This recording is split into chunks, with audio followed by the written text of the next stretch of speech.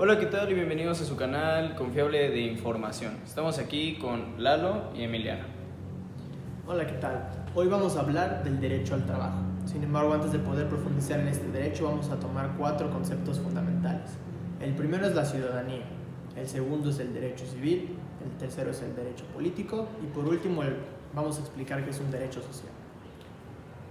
Primero que nada me gustaría que entendieran el concepto de ciudadanía.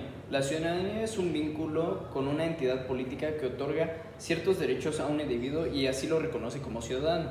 Para que este proceso sea reconocido, primero tienes que ser nacionalizado de ese país.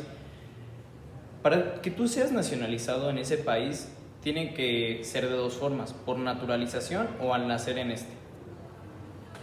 Ok. Bueno, es importante recalcar que una vez que eres ciudadano, obtienes derechos y obligaciones que tienes que tener sobre ese territorio. Ahora, uno de los derechos que te ofrece el Estado son 3 tipos de derechos. Es el derecho civil, que son los más universales de todos. Estos te ofrecen la autonomía respecto al Estado para evitar que el Estado pueda ser autoritario u opresor contra ti. Los segundos son los derechos políticos. Estos se refieren a la capacidad que le dan a los usuarios para poder elegir a sus gobernantes o incluso poder llegar a gobernar. El tercer derecho son los derechos sociales. Estos derechos sociales garantizan las condiciones mínimas de supervivencia y te ofrecen una calidad de vida digna. Entre los cuales podemos destacar, tomando primero el derecho civil, un ejemplo de derecho civil es derecho a la seguridad, derecho a la libertad de expresión. Los derechos políticos se pueden manifestar tú yendo a votar y los derechos sociales pueden ser como la salud y la educación, pero así como el trabajo.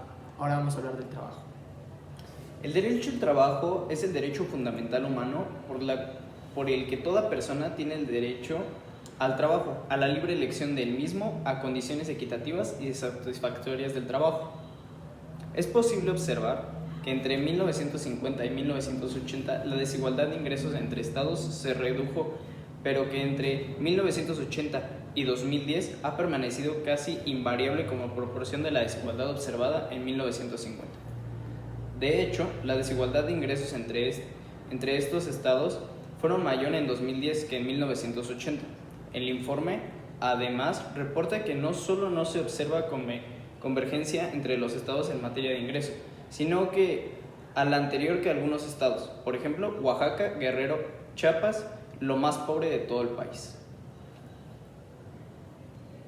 Bueno, es muy importante ver que aquí podemos observar una gráfica. Esta gráfica hace alusión a los quintiles aquí en México, entre los cuales se observa la probabilidad en la que el quintil más pobre pueda alcanzar la cima y cuál es la probabilidad de que el quintil más rico pueda alcanzar el peor quintil de pobreza. Y aquí podemos observar que dado esta estadística dice que el quintil más pobre tiene un 36% de probabilidad de quedarse ahí, mientras que el quintil más rico tiene un 43% de probabilidad de quedarse en ese mismo quintil y tiene un 5.7% de probabilidad de volverse pobre. En una sociedad democrática, las probabilidades serían equitativas para todos. Sería 20%, 20%, 20% y 20% para todos los quintiles. Es decir, que existieran las mismas oportunidades para todos.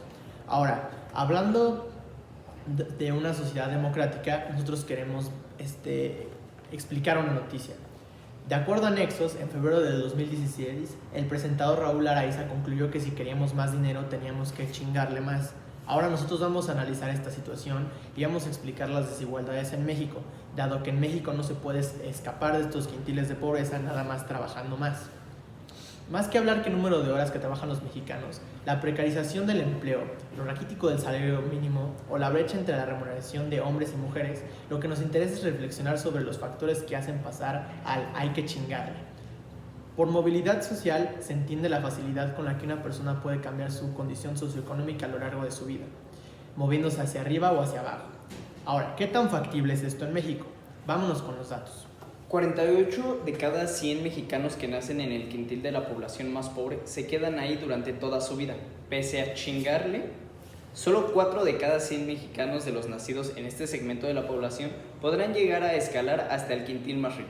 Por su parte, la caída desde el penthouse es igual e improbable, 52 de cada 100 mexicanos que nacen en el quintil más rico no lo dejarán nunca y solo 3 descenderán hasta el quintil socioeconómico más pobre. Como nos podemos dar cuenta, la desigualdad de oportunidades en México es algo muy vasto. Nosotros queremos y pasaremos ahora a nuestra reflexión final.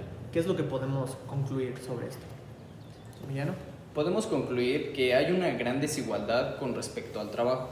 Es muy poco probable que tú, estando en el quintil más pobre, llegues a ser uno de los más ricos. Y por otro lado, si tú eres uno de los más ricos, es muy poco probable que tú llegues a ser una de las personas más pobres. Ahora, Emiliano, yo te quisiera preguntar algo. ¿Nosotros tenemos alguna asociación civil que nos pueda ayudar con nuestros derechos laborales? Claro que sí. En México existen 2 fuentes fundamentales del trabajo: el petróleo y la electricidad. Dentro de estas grandes empresas que albergan a miles de trabajadores, existen algo que se llaman sindicatos de trabajadores.